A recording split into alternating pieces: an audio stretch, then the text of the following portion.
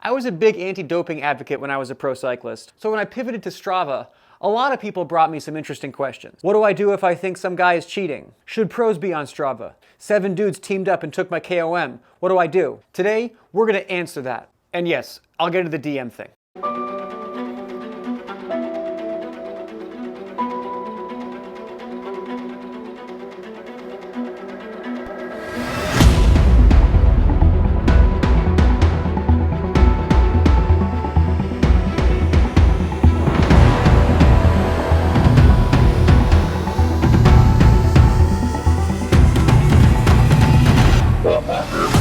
This episode is sponsored by Beam Dream. This is the cinnamon cocoa flavor. It's kind of a before bed hot cocoa, mix it with milk or water. In a clinical study, 93% of participants reported that Beam Dream helped them get a better night's sleep. I love that Beam has high quality sleep ingredients. I don't feel groggy the next day. I don't crave caffeine as much in the mornings. Check the link below, discounts applied automatically.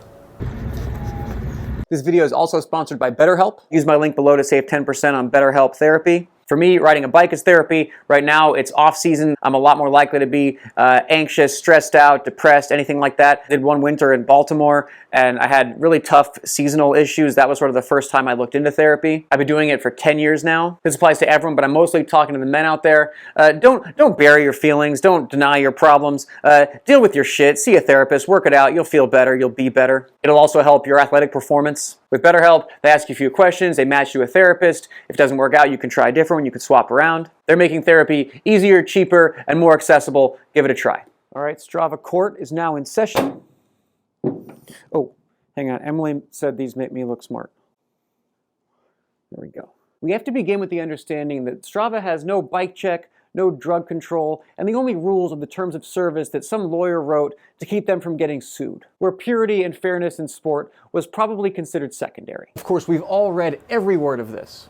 At any time, someone can mount this to their car or just put it in their pocket and drive up a hill, take my KOM, and there's nothing I can do about it but hit the flag button, which they can then resolve by saying, "Trust me," which thankfully doesn't work with police officers and actual courts. We should all remember that Strava is a social media application and not a bicycle race. They had the flagging system because we enjoy chasing KOMs. I get a lot of messages that Strava should be better about KOM enforcement, but it's probably pretty hard to have drug testing at the top of the trash truck hill KOM, for example. Now, I'll admit that I get a little dopamine hit when I take a KOM, but it is nowhere near the rush of a race win. And unfortunately, beating my friend Ian Boswell up the Mount Baldy KOM, for example, doesn't make me a better bike racer, and I know that because he dropped me that day. I finished 14th. I've gotten many KOMs over the years from riders who I know are superior, which has prevented me from attaching any ego to it at all. Bike riding should be fun and positive, so before you go contacting Strava's customer support about a lost KOM, just go to a bike race and get your butt kicked. You'll feel even worse about yourself,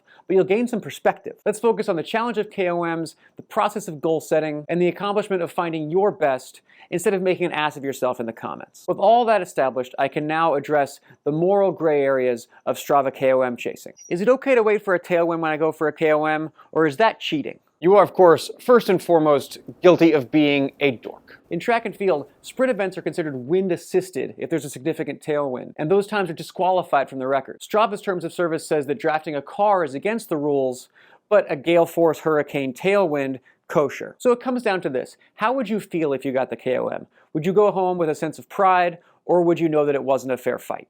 What about drafting? Can I team up with my friends?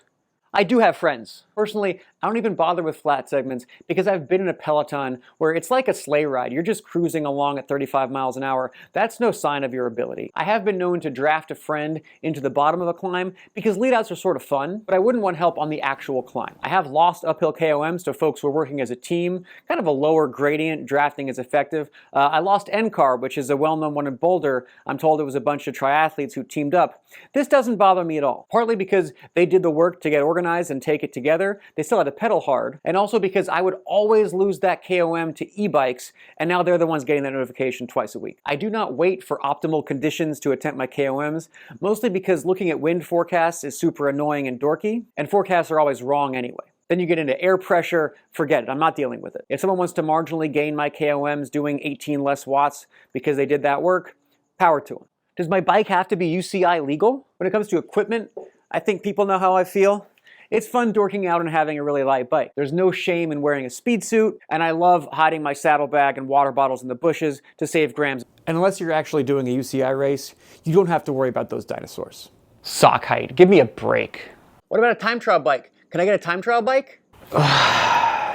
When it comes to time trial bikes, to do it properly, you've got to narrow your shoulders and have your head down and your eyes forward. You've got to do all kinds of planks to hold that position comfortably. Most people don't even have a time trial bike, so kind of not a fair fight. But if you've got one and you want to go through all this mess, fine. I retired from that. Strava has DMs now. Can I harass women? Should you slide into the DMs? Well, perhaps you shouldn't. Now, on the one hand, you want to meet your mate doing what you love. I met my wife through the cycling community. On the other hand, women should be allowed to go on rides without being harassed by men. I believe the existence of Strava DMs will not make men any more creepy or women any more accessible. So men, if you have to slide into the DMs, just don't be creepy about it. Prepare to be rejected or ignored. Don't show up at their house. Take no for an answer. Women, if you're super concerned about your privacy, you probably don't publicly post your GPS location. Creepy dudes are approximately 99% of the internet, but in general, the folks on Strava are pretty great. My first DM was someone asking for recommendations on where to ride in Girona. I have a document of routes and restaurants. I've sent it to 100 people over the years. They love it. They send me photos from the rides and coffee shops. It's great. That's what it's really for. All right, clear the court.